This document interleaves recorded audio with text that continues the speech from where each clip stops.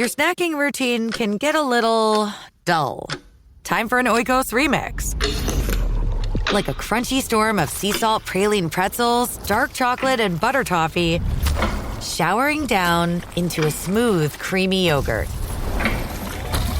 Enjoy 3 Oikos Remix varieties with epic mix-ins and 11 grams of complete protein per 4.5-ounce serving. See RemixYogurt.com. It's the left versus the right. Debate. Heavyweight slugfest.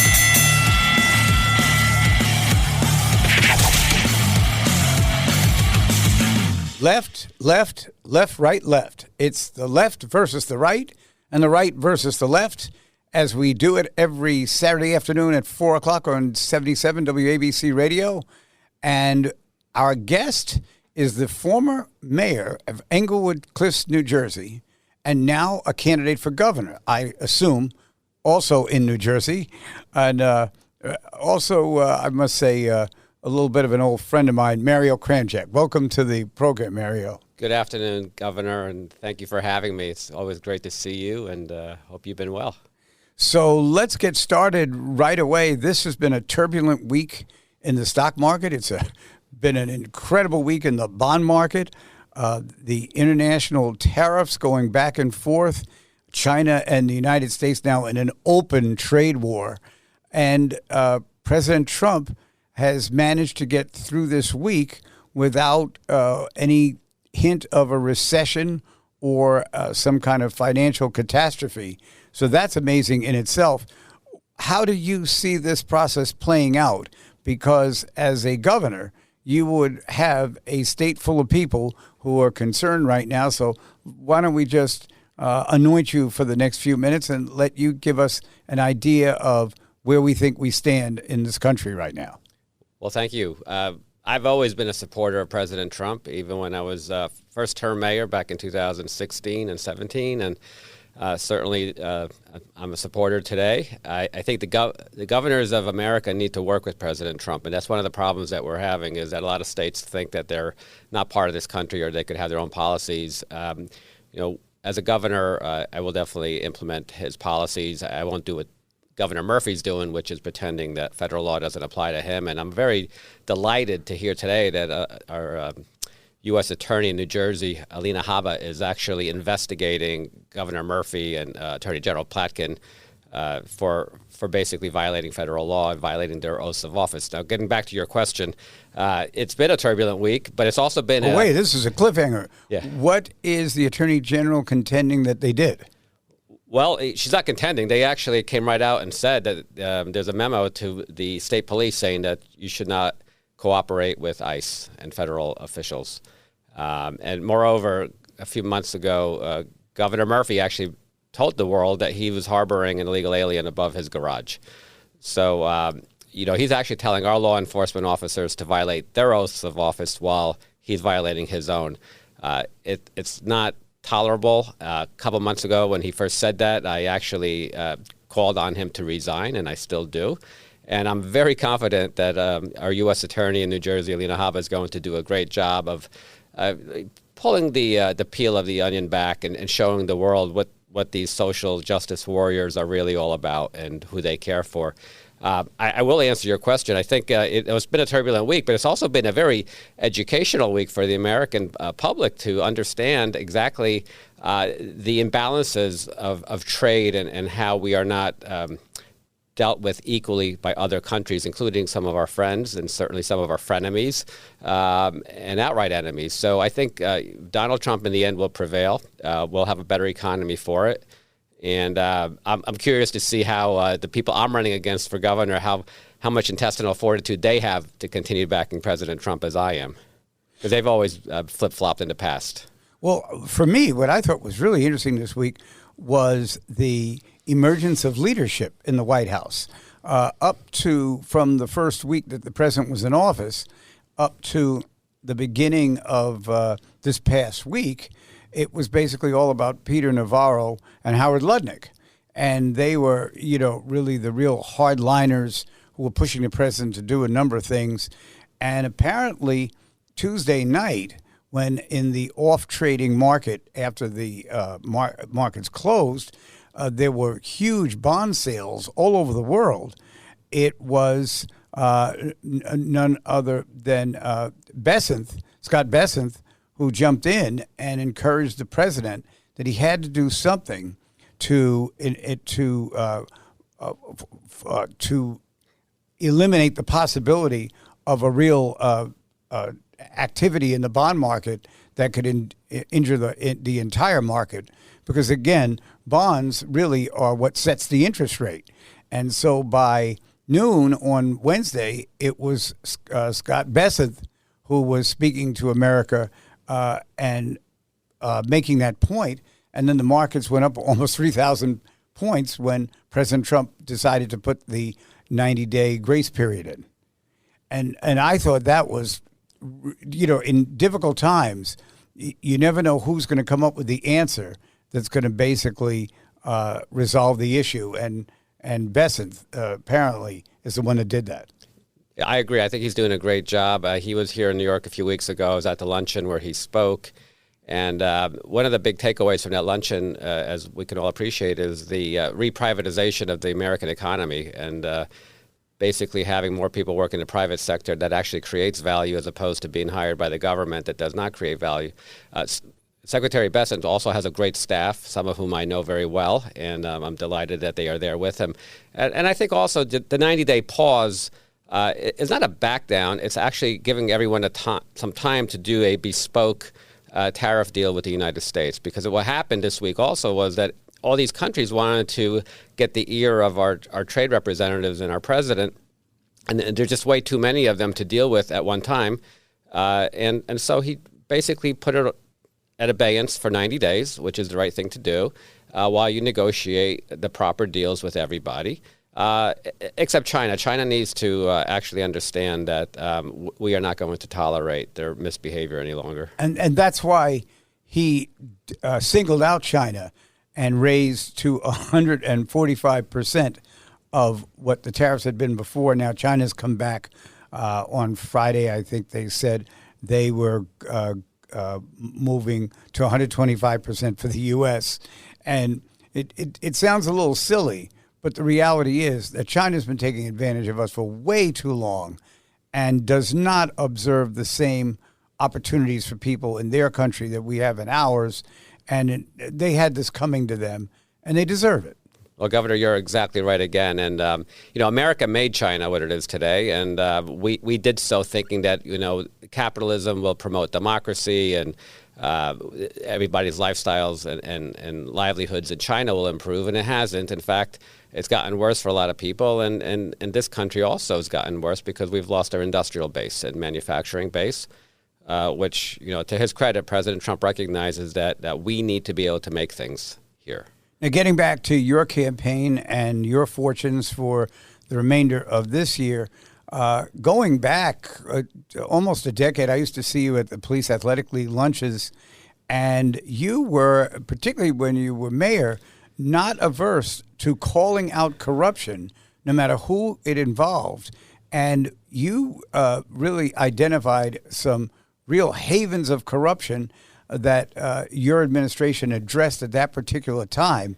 Do you think it will be the same when you happen to win the race and become governor? Yeah, absolutely. And I'll give you a little backstory.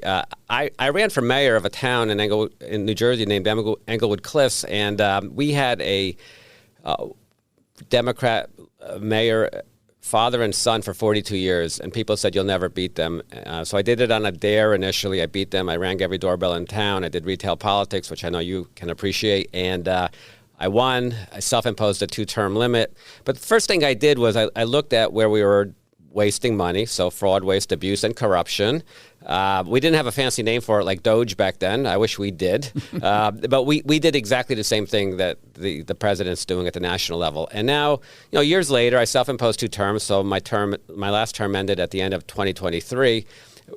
I recognize that the state of New Jersey has the same exact problems that my town had when I became mayor and that the U.S. government has when President Trump became president for the second time. We need to cut that $58 billion New Jersey budget down to where it should be, which is between 40 and 45 most likely. 10 years ago, it was $35 billion. No one's gotten anything more for the additional money that we're in our budget right now. There's actually a line item in the New Jersey state budget. It's $1 million to hire lawyers to fight Donald Trump's policies. You know, and California has a similar line item, only theirs is $50 million to fight President Trump's policies. I think I'm going to move out there and take one of those contracts. Right, those are good contracts to get. But it's just not sustainable for these governors to think that they could just keep stealing money from their taxpayers to fight their social justice or political battles, and it's got to stop. So I read a quote from you that we were Doge before there was Doge. We were Doge, and yes. We'll give you that. But I have a concern about this. It appears that there have been significant cuts to agencies that,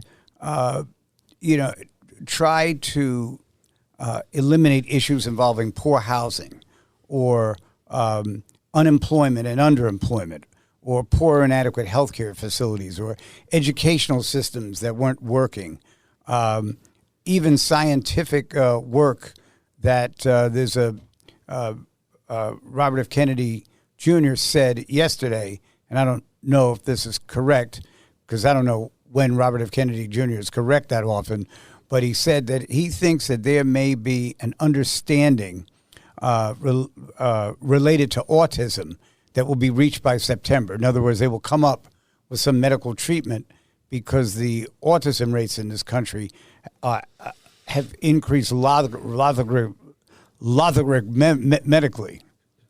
Sure. So logarithms. Exactly. So machine learning could help us with a lot of cures. In fact, there are companies out there that are calculating mathematically the solutions to certain gene splicing diseases, and then calculating. They calculate the error, then they calculate the solution mathematically, and they get a drug company to make a molecule to help the patient. But look, people only hear about the cuts, but the cuts aren't actually cutting the substance; they're cutting the fraud, waste, and abuse. If you looked at a National Institute of Health grant in the past, universities would get these grants. 60% of it would go to research. The other 40% would go to the university's overhead. And all President Trump is doing is he's saying, we're still going to make grants, but instead of only having 60% apply to science, we're going to have 85% apply, and you could only have a 15% overlay for overhead. So I think we're going to get more bang for our buck as taxpayers as well. We're going to get better science. We're going to get faster cures. And God knows we need a lot of cures. There's a lot of problems out there that need to be cured. Well, I brought this up because on Thursday, there were a number of articles about the significant cuts for the reach of Alzheimer's, where, again, the people who are doing the research think that, and they can say that because they don't want to lose money. I get that. But I think that there is some integrity in the fact that a lot of researchers and physicians and people who study these types of things are afraid that the resources for them to continue are going to go away. No, in fact, they're going to actually have more resources available for the science and less resources available for the overhead of the schools who don't want to use their endowments for anything other than, publications and saying how large their endowments are. The American taxpayers have been cheated with a lot of these grants in the past. And like I said, instead of just 60% going to research, it'll be 85%. And your other point about affordable housing, I know in New Jersey, we have an affordable housing sham that's set up by the legislature and the courts and the Supreme Court. No one really cares about affordable housing in New Jersey. All they care about is having developers make a lot of money. You'll never hear a judge talk about we need to house people, because if they did, they would find housing for the 12,000 unhoused people in New Jersey. I fought these battles with judges in Bergen County for 8 years. Not once did anybody actually say we need to house anybody. They were more concerned about the developers coming in, making a ton of money, funding the campaigns of the politicians who appoint the judges who keep the whole sham going. So I brought an end to it for 8 years in New Jersey, in Englewood Cliffs. When I'm governor, we are going to provide for the 12,000 unhoused people, 1,200 of whom are veterans, and the 99,000 food insecure people in New Jersey. And the whole state is going to be affordable for everybody, not just for a select group of people. Well, one thing, Mayor, it isn't just, that you want to run for office. Apparently you're running for office as gotten a lot of attention and has actually gotten some of your opponents to actually try to knock you off the ballot. And you just won a legal decision last week to keep you on the ballot. You want to talk about that for a minute? I would love to talk about that, Governor. Well, you know, when I announced at the end of January that I was running for governor, 47% of primary voters in New Jersey on the Republican side were still undecided. And this is after Jack Ciattarelli has been running for 9 years, spending millions of dollars. Bill Spadia, who was on a talk show for years running for governor and then spending a lot of money as well, and actually paying himself out of his own campaign, by the way. The report I read said that he paid himself $225,000 out of his own campaign. Well, the day this after, was interesting because he was here last week. Yeah, didn't mention that. And I had read an article in Politico that said that he took $65,000 from a not-for-profit, but his explanation was that he had worked for the not-for-profit. But he did say, but now I hear the numbers up to $225,000 that I took, and he didn't blame this on you. He blamed it on Ciattarelli. Yeah, so that's all very interesting. The good thing about me is I don't take taxpayer money for my campaign, and I don't pay myself out of my campaign either. So I could sit here with a very clear conscience and tell you, you know, the day after I announced that I was running for governor, the signature requirement went from 1,000 signatures to 2,500 signatures to get on the ballot in 1 week less time. And we got 3,100 signatures in a very short period of time. We had great volunteers. We're a movement. The grassroots of it are amazing. And then Spadia actually challenged the signatures. There was a court hearing last Monday and Tuesday. We won. The Secretary of State agreed. We won. Spadia got his taxpayer matching funds on Thursday, and on Friday he hired an expensive attorney to appeal the decision from Wednesday. And the decision was decided yesterday. We prevailed again. So we won 3 times in 1 week. He lost 3 times in 1 week. So you just have to transfer that to a week in November, and you'll be governor. Exactly. We will be governor. And, you know, New Jersey needs a governor that's actually going to look out for people from outside of the system. I'm still an outsider, even though I was mayor for 8 years. Never got into the party politics of it all. I just wanted to do what's right for people. And for residents. And again, we cut a lot of fraud, waste, abuse, and corruption at the very local level of Englewood Cliffs, and we're going to do it at the state level. And we're going to work with President Trump and his U.S. attorney to do all that. And so with the experience of, particularly in some of these areas where the funding goes to organizations that don't properly manage it, what you're saying is that the merit of the work, the goal of the work will be enhanced while the amount of money spent on doing it will decline. Exactly. The noble work of research and education will continue. The nonsensical work of overhead and indoctrination of children will stop. Well, that is, welcome news if you're able to do that. In terms of just the race itself, how do you assess your possibility of becoming governor against a few of your opponents? So on the Republican side, we will have no issue defeating Jack or Bill or John. They all basically oppose President Trump, either in the past or still currently. And I think the voters of New Jersey are ready for a Republican governor who supports President Trump. President Trump came very close to winning in New Jersey in November. Once I become the Republican nominee, all the Democrats are very defeatable. I'm not sure which one it'll be, but they have basically a clown car full of candidates on the Democrat side. Well, thank you. Our guest is Mario Kranjac. He has been the mayor of Englewood Cliffs, New Jersey. He is right now a candidate for governor of New Jersey, and we have enjoyed talking to him for the first few minutes here on the left versus the right. There hasn't been much, battling between the left and the right here. But you know what? We'll take a little time out, hear from our sponsors. When we come back, maybe we'll find a reason to dislike each other. It's the left versus the right.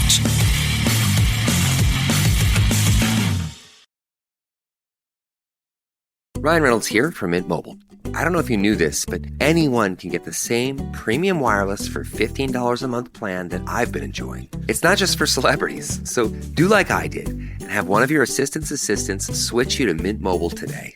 I'm told it's super easy to do at mintmobile.com/switch. Upfront payment of $45 for 3-month plan, equivalent to $15 per month required. Intro rate first 3 months only, then full price plan options available. Taxes and fees extra. See full terms at mintmobile.com. We're shipping Mother's Day gifts with a rapid-fire round of questions. Ready? Yes. My gift. Can you pack it? Yep. Ship it. Yes. Guarantee it. Of course. Oh, send gift baskets? For sure. Protect electronics? Dog-proof it? Return it if they hate it? Yes, no, and yeah. Are you the UPS store? Hey, we have a winner! Visit theupsstore.com/guarantee for full details. Most locations are independently owned. Product services, prices, and hours of operation may vary. See Center for details. The UPS Store. Visit a store today. This country was built on a distinctly American work ethic. But today, work is in trouble. We've outsourced most of our manufacturing to other countries. And with that, we sent away good jobs and diminished our capability to make things. American Giant is a clothing company that's pushing back against this tide. They make a variety of high-quality clothing and activewear, like sweatshirts, jeans, dresses, jackets, and so much more. All made right here in the USA, from growing the cotton to adding the final touches. So when you buy American Giant, you create jobs for seamsters, cutters, and factory workers in towns and cities across the United States. And it's about more than an income. Jobs bring pride, purpose. They stitch people together. If all that sounds good to you, visit American-Giant.com and get 20% off your first order when you use code STAPLE20 at checkout. That's 20% off your first order at American-Giant.com with promo code STAPLE20. It's the left versus the right. Debate. Heavyweight slugfest.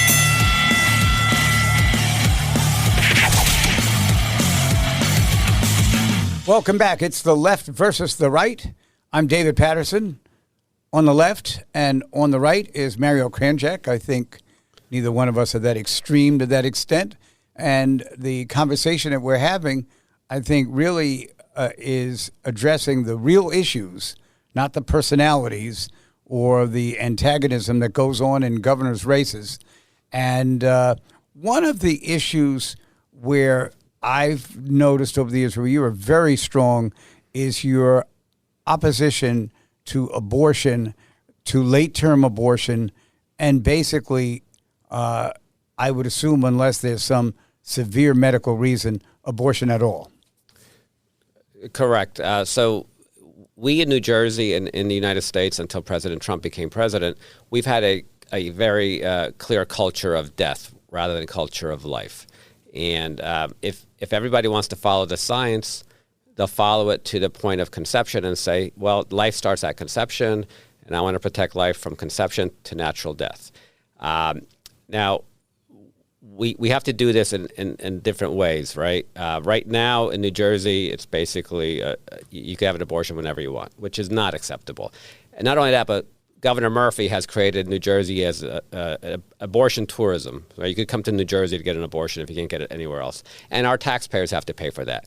That stops on day one, just as being a sanctuary state stops on day one. We're not going to have any more sanctuary cities. We're going to enforce federal law in New Jersey. Now, if one of the things that we could start off with is having a 20-week ban, right? After 20 weeks, no abortions. I spoke at a conference last week, or actually a meeting last week, and Bill Spadia spoke before me. Jack Spadia, Jack Ciattarelli spoke after me. I call Spadia and Ciattarelli Spattarelli because they're kind of like two opposite sides of the same rhino, Trump-hating coin, right? So Spadia said, "Oh, don't worry about abortion; it's not going to be an issue." In November. This was at an event? At an event. It was public. It was recorded. He spoke, then I spoke after him. And so I got up there and I said, listen, I'm going to make it an issue every day. I will make it an issue every day. I will force the Democrats, who I'm running against, to address this. And again, look, in my lifetime, we've probably had about 60 to 80 million abortions, right? And I always tell people, don't you think that out of those 80 million infants that were put to death, don't you think great things would have happened from them? You would have had cures, you would have had science, you would have had great knowledge come out of these people. But they weren't given a chance. And so we can't continue to kill our babies, right? We need to have babies live. And it's pretty basic. I haven't heard one person argue against that position. And I know there'll be hate from what I say, but listen, New Jersey has changed. We understand that we need leadership, we need Republican leadership, and we need me to be the governor. This is, of course, a very sensitive issue for everybody, whether they want to talk about it or not. And it comes up in obviously in campaigns. It is sometimes an issue for women who are put in a position where they are pregnant and they really have no way to address the situation other than to have a child, and they're in no condition to take care of a child, and that's why they seek abortions. And it's a shame that we haven't created a better environment so that if a life begins in a woman, that it will be welcomed not just by the family of the woman and herself, but society, who would jump in and help the woman come to term. You're absolutely right. And that's why the state should be very supportive of pregnancy counseling centers. Unfortunately, Governor Murphy, Attorney General Platkin, and their fellow travelers rather throw money at Planned Parenthood, which is really not planning anything other than the death of babies. So the election is in November. It's now we're getting toward the middle of April. When is the primary? So the primary is on June 10th, and it's a Republican primary on June 10th. Registered Republicans can vote for me. Independents could vote for me as well. If you're a Democrat and you want to vote for me, I welcome your vote, but you have to change your party affiliation to either independent or Republican. So thank you for letting me say that. So independents can vote in the party primaries in New Jersey. That's right. And when they do vote, they become that party affiliated. They could reverse back afterwards. But that was what Bill Spadia was suing on. He was trying to bend the law to say that they can't support me when we're going out and getting signatures that I mentioned earlier in our talk today. Well, right, because some of the signatures could have been from independents as well as Democrats, as well as Republicans. As Republicans, right. And we had independents. And actually there was a fair number of Democrats who want me to be their governor as well. So they did not count, unfortunately. But we still had enough signatures. And it was interesting because Bill Spadia spent tons of money. If you donated to him, you could just understand that he's spending his money on fighting me to get off the ballot, paying himself, and paying the Ocean County chairman to run his campaign. We, in my campaign, don't do that. We self-fund. We're not taking taxpayer money. We're not taking matching funds. I view matching funds as another tax on residents. Because why should somebody else have to pay for my campaign through their tax dollars? It makes no sense, especially when in New Jersey we have, as I mentioned earlier, you have 100,000 people, 99,000 people who are food insecure, which means that they're not getting more than 3 consistent meals a day. They're not getting 3 consistent meals a day. And we have 12,000 people who are unhoused. Why are we spending, as a state, up to last Friday, it was $29 million to support political campaigns running for governor? You should be helping the people who need the help and making New Jersey more affordable as well. But don't be giving it to politicians. Yeah, that's a new one on me, even for New Jersey. I think that's in need of some kind of reclassification, right, because that's a fortunate thing. Well, now, I know in New York, in New York City, you have 8-1, right? You have an 8-1 match. There's an 8-1 match, which just seems superfluous to me. And yet, oddly enough, even with the 8-1 match, some of the candidates have trouble getting to the minimum to receive the 8-1 match. Yeah. And that's a lot of money, as you point out, for taxpayers to be spending on a primary, not even the general election. Right. We definitely want each candidate to be heard. we want them to have the opportunity to be noticed by the public. But I don't know that we should pour that amount of money into campaigns for candidates that only one of them is going to win, and the rest of them spend up the public's money.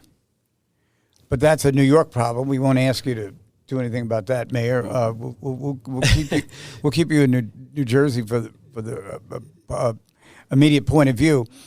Continuing just with how things are going nationally in this country, and just the inertia of the Trump administration and the economy. This is going to be a very interesting period over the next few months, just to see how this whole tariff situation pans out. And it's very interesting because when you take out partisanship, there are a lot of different views on tariffs, and they're not falling on party lines. They're different people that,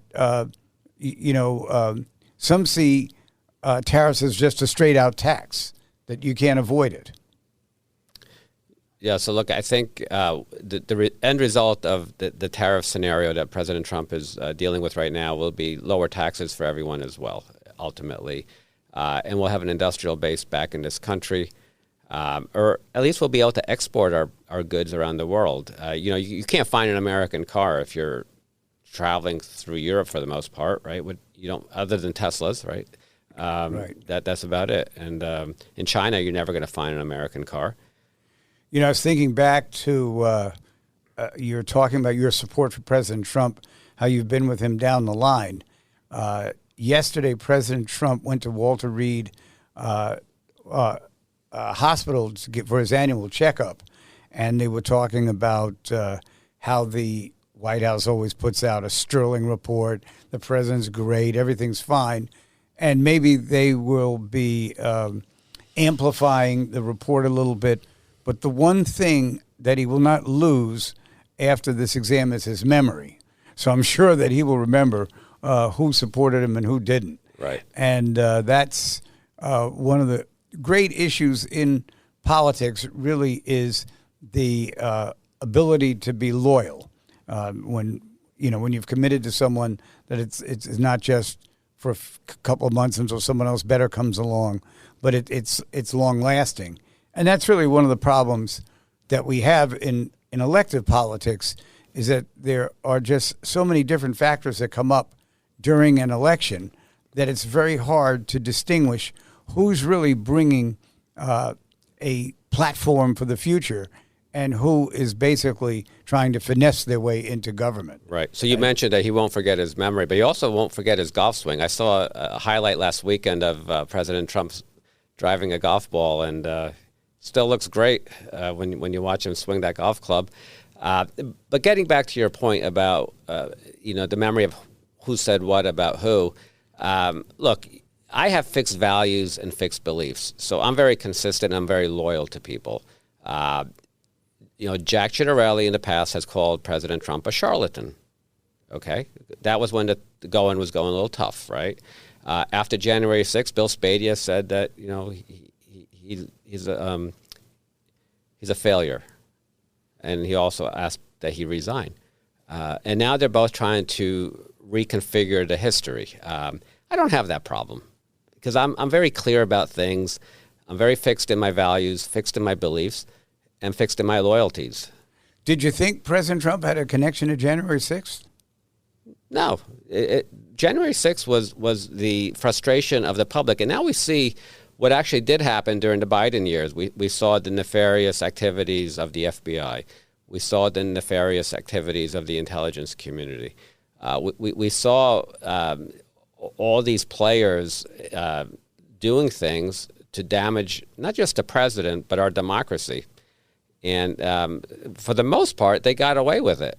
And he called them out, and there was a lot of frustration. I don't think, whoever was guarding the Capitol building should have let anyone in. I'm not sure why they let people in, but the whole thing seemed like a bit of a sit-up. And I just feel terribly for the January 6th protesters who were unlawfully set up or cajoled into doing something they should not have done. whenever you have a crowd like that, the key is to control it. In fact, President Trump asked Nancy Pelosi, who was the speaker at the time, to get the National Guard, to protect the grounds and the building. And she failed because the whole thing was just a sham and a setup to make Republicans look bad. And, certainly Bill Spadea, Jack Ciattarelli took that bait and they jumped on that bandwagon of anti-Trumpism. Well, I think at the time, Mayor, it was so shocking that this kind of thing could happen that whatever the explanation was about it at some point in the future, there are always different ways to tell a story. But this was something that Americans of both parties and of all different types of backgrounds were stunned to see that could actually happen right in front of the capital of their country, of our country. Well, true, but what was even more shocking was, rolling the tape back 6 months and watching all the street protests, or what did they call those? Mostly peaceful protests, where they were damaging cities to the tune of like $6 billion throughout the country for the BLM marches and for the George Floyd marches. That should never have happened either. But, there we were, my governor, walking hand in hand with my attorney general in the state of New Jersey at these protests, while they're telling everyone else to lock down, stay in their homes, don't interact with other human beings. So I remember every week we'd have a call with the governor, and I would ask him, I said, look, how do I explain to my constituents, Governor Murphy, that the virus does not go to protests? And I would get hung up on. But it was true. We never actually locked down Englewood Cliffs. We kept our park open.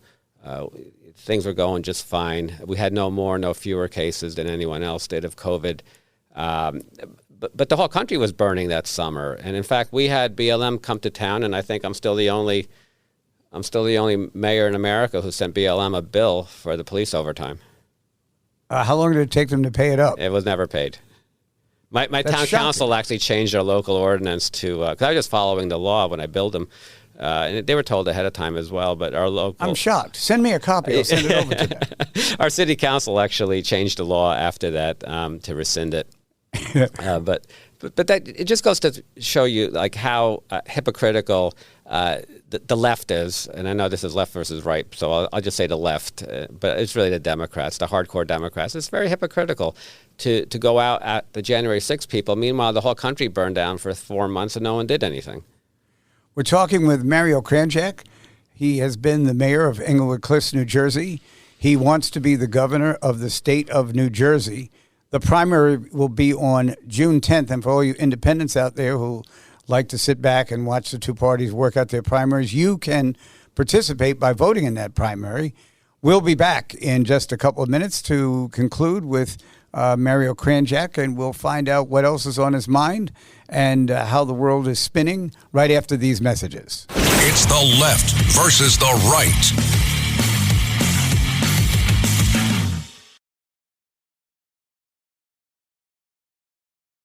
It's the left versus the right. Debate. Heavyweight slugfest.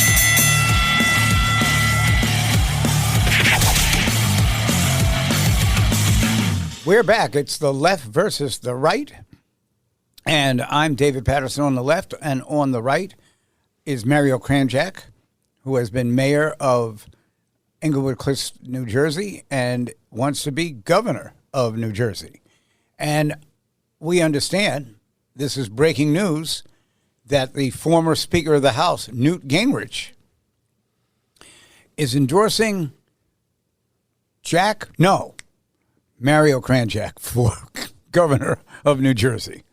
Hope I didn't upset you with No, that. not at all. So Speaker Gingrich is endorsing me, and it's been from the beginning of our campaign, actually. And what was really funny was he called me while I was driving with Nancy, my wife, and he said, well, Nancy, I'm going to endorse Mario for governor, and I just want you to know that he'll make a great governor, but you'll also make a great first lady.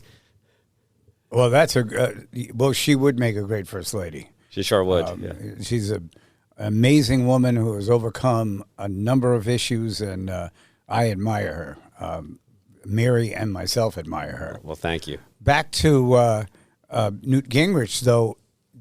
We had a committee a few years ago to bring to the government's attention the issues with China, how much China is organizing against us, creating all kinds of technology that can negate the apparatus that we have. And he was not the person who was on the call every week, but he was the one that first started this committee. And the great thing about it was we had Republicans and Democrats on the committee talking about this. And one of the things that I found very interesting was how difficult it is to get elected officials who talk about this courage that they have and how steadfast and disciplined and honest they are, and how you can't get them to support something that would actually help to save the country, as opposed to, we'll throw it in committee and see where it goes. And but it was an honor to work on that committee, and he's a committed warrior. Most of the time, I'm on the other side. He is. But you have to tip your hat. I've got a great Newt story for you if you have a minute. Sure. So in 2009, and Newt always says, if you're not going to be brave, you're not going to be free. And so in 2009, I was part of a delegation with Newt Gingrich and other executives, about 10 of us, and we're in Beijing, and we're being hosted in Beijing, and one of the hosts was, I think, the fourth highest Communist Party leader there, and he welcomed us through a translator, and then Newt got up and Newt said, "Well, we want to thank you for hosting us. It was wonderful to see the choices that people have in China now." Again, this is 2009. Mm-hmm. And he said, we enjoyed seeing the choice of what people did on a Saturday, the choice of how they behaved, how they dressed, how they could just hang out at the Forbidden City or whatever. And then Newt ends it by saying, and we were all wondering what your people, the Chinese people, will want in terms of choice of leadership in the future. And then you could hear a pin drop. Oh, wow. The chairman of one of our major banks was sitting next to me, and he said, "We're going to get thrown out of here." Expletive deleted. And so the Communist Party leader gets up, and in perfect English, no translator, he says, "Our people will never want a choice in leadership." And, that kind of says it all, right? They just think there that if you give people enough luxury items or things that they could occupy themselves with, that the Communist Party will continue to survive. And Newt was very astute when he said that, and he kind of baited the guy a bit, and the guy took the bait and showed us what they really are. So thank you for your work on that committee, David. I think that's really important work. And you're right, a lot of our leaders don't want to take positions like that, but Speaker Gingrich did. Well, the attitude of some of these governments in these basic dictatorships all around the world is that the people here know a lot of things, but we know better. Whatever it is that they're interested in, maybe they can be interested in it, but we know better. We don't think they should be interested in it. And it's an amazing result after, all the years of this planet that we have so many bastions of absolute dictatorial conduct where there is no freedom at all. And they dress it up, and, like they had a group such as yours come over. They didn't think anybody was going to speak against them to demonstrate perhaps some of their scientific discoveries or, ideas about how to run government and that kind of thing. But in the end, if the people can't choose who their government leaders are, then you don't have anything that you should be describing other than tyranny. It's not freedom. It's absolutely right. And, it was Ben Franklin who said, life and liberty come from God. And that's what sets America apart from the rest of the world, and why America's been able to achieve so much in such a short history. And God willing, we'll be able to continue on that path with President Trump. So what happened in your life that steered you to go into government? Now, my father worked in government, so it was all around me from the time I was 8 years old. But there were still factors that got me to get involved. What was your nexus? So that's a great question. You know, I'm the son of lawful immigrants, and my parents came from what was a communist country. And we were fortunate enough to be in America. I was born here. We lived the American dream as a family. Everything was aspirational. My parents came with nothing. We worked hard. My parents worked hard. They got their children educated. I became an attorney, a corporate attorney. I passed a CPA exam. I did a lot of things for a lot of years, and I'm still doing those. I'm still working. I still have clients. I do deals all over the world representing clients. I have a law firm and a venture fund. And I kind of like looked at my town and I said, how is it possible that the same family has been controlling this town for 42 years? That doesn't seem very American. And it's the same party. It was the Democrat Party that controlled it. It was a machine. And like I said earlier, I did it on a dare and I won because people also realized that we needed change and that if you see a mayor and his son who basically are not very bright becoming fabulously wealthy and all they're doing is being mayors, there's a problem. So and it's in New Jersey, so just follow the money, right? I mean, that's part of the problem. So we, as I said, we doged Englewood Cliffs before there was a doge. That's terrific. You know, in my case, when I was about 12 or 13, we went to a wedding. My parents and my brother and myself, there were four of us. We went to a wedding, and we're riding back from the wedding, and I said to my parents, where did you all get married? And they talked about this church that was on 118th Street in Harlem. And I guess I must have asked something about the church, and it turned out that my father was Catholic. My mother was Baptist. They were going to get married in the Catholic church in Brooklyn, and the priest told them they couldn't get married there. There was another church they would find for them, and the church was not in the Catholic religion.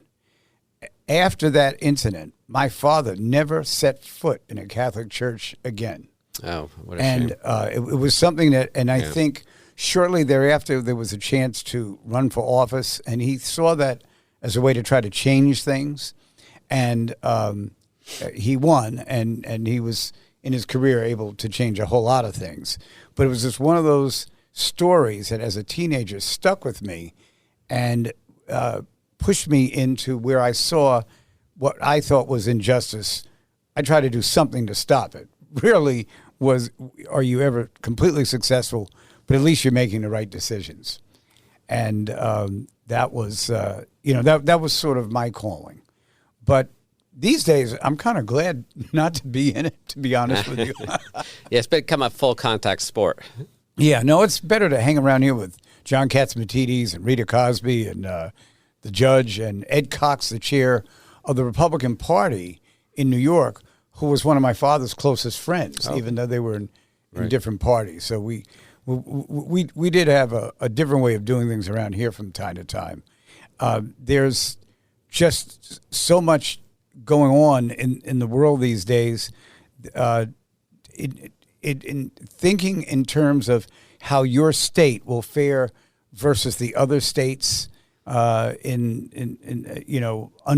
President Trump's leadership, what do you think on day one would be the first issue you want to accomplish? I would return us back to being a part of the United States. We'd get rid of our sanctions. Really, we would get rid of. I would get rid of the executive by executive order. Get rid of sanctuary if you remember, state I tried to get rid of New Jersey on Saturday Night Live. You did. I remember that. It was fabulous. So we're not going to be a sanctuary state anymore. We're not going to be having sanctuary cities. We're not going to waste money on things that we don't need, like consultants that we don't need. We are going to support our teachers to educate students, which means that all the consultants and all the extra administrators who always seem to manage to keep their job, even though teachers are getting fired, it's going to get reversed. We want students educated. We're going to pay teachers merit pay for good school test results. And we're also going to let money follow children. So school choice will be a big part of this as well. If you want to send your child to a religious school or some other school in a better performing school district, the money will follow your child. We're no longer going to support failing school systems, and that'll lift everyone up much higher than what's happened. If the money follows the child and too many children move out, isn't that going to be a real encumbrance on the ones who can't do that? Well, everybody will have the freedom to do that, actually. And what will happen is, like, if you look at Newark, right, we spend the most per pupil in Newark. It's about $35,000 per pupil. But the math and reading scores are way, way below average. They're failing. So someone's not doing their job. And one of the biggest problems for education in New Jersey is the NJEA, right, the union that runs this whole thing. We need to align the interests of children with teachers and parents. And the government's no longer going to be co-parenting. Parents will teach children what they want outside of the core curriculum of math, science, English, American history, and civics. Parents will have the right to teach them what, if, how, when they want to do that. One of the things I did in Englewood Cliffs was I did not permit critical race theory or DEI or social emotional learning or inappropriate books into our schools, even though Governor Murphy was mandating it in the written curriculum. And it's just a distraction to have all that. Children need to learn, and that's what schools are for. And all the other things that, you know, some of the adults feel is really pressing because they want to be warriors in one field or another. Don't practice your deviancies on children. You only have one chance to educate a child properly. There's only one childhood per child. And God willing, we get to do it the right way. Well, I just would like to point out that there are a number of towns and cities in the state of Georgia whose books that the children read describe the Civil War as a disagreement over states' rights between the North and the South. I think that's a little far away from what really happened in the Civil War. So I think one of the things that we really have to make sure is that there's integrity in the process. Absolutely. And not, switching one ideology for another one. No, we need to come right down Main Street and teach history the way it was lived. Yeah, absolutely. And it is a time where the educational systems are challenged around the country. And one of the really big problems, as I see it, is that we are still managing our educational systems the way we did 100 years ago. And there's so many other things we could actually do, particularly now when you don't have the standard family where both parents are either there's a stay-at-home mom and a dad who's working, but you have single parents trying to get their children through schools and that kind of thing. I think it really wouldn't hurt to sit down and study this and see if there aren't some new proposals we could come up with to try to give the young people of tomorrow a better chance than the ones that had it today. I agree. I think the whole education system needs to be reevaluated and redeployed, starting from what a child needs. Exactly. And growing forward from there, not from what adults want the child to have, as opposed to like actually learning things. So, I was very fortunate. I had a really good school superintendent help me focus. And, of course, we had really great parents in Englewood Cliffs as well who wanted the best for their children. That's the voice of Mario Kranjac, perhaps the next governor of the state of New Jersey. We'll find that out first in a primary on June 10th and then on Election Day, November 4th. And he has been our guest here on The Left versus the Right. I'm David Paterson. Vinny Medunio's up next. You won't have to hear these two boring people talk to each other. You'll hear some music for an hour, and then Cousin Brucey. Thanks for joining us. See you next week on The Left versus the Right. Thank you, David.